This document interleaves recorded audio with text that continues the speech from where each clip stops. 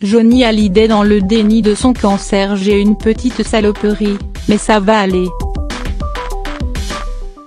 Le taulier était un véritable rock.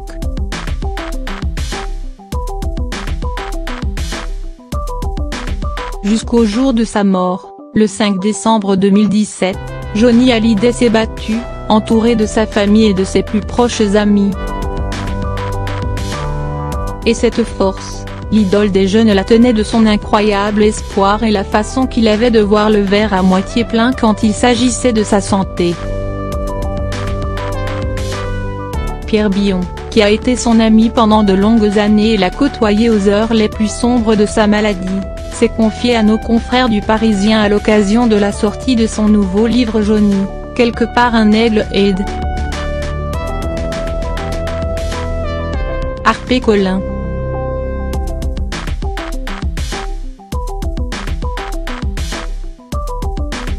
Il a dépeint durant l'interview un véritable trompe-la-mort, qui était en quelque sorte dans le déni de son affection. J'ai toujours pensé qu'il avait une bonne étoile.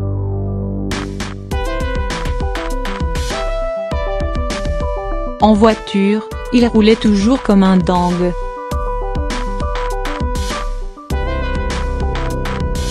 Fin 2016, le jour où il m'a dit j'ai une saloperie, mais que ça va aller, j'ai cru mon pote.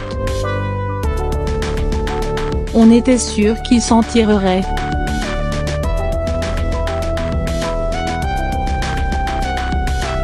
On avait prévu de retourner aux États-Unis faire un road trip en septembre 2019.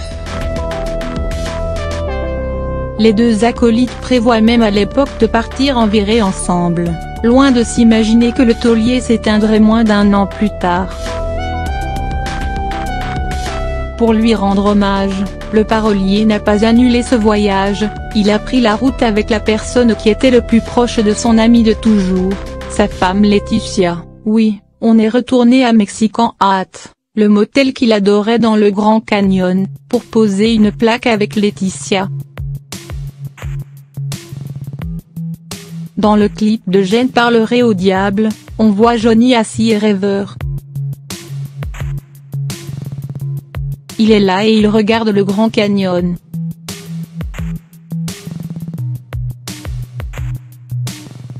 Poser une plaque Brother frère, vivre à Los Angeles, être enterré à Saint-Barth, faire ce dernier album plus rock'n'roll, tout ça, c'est ce qu'il voulait. Et l'idole des jeunes finissait toujours par avoir ce qu'il voulait.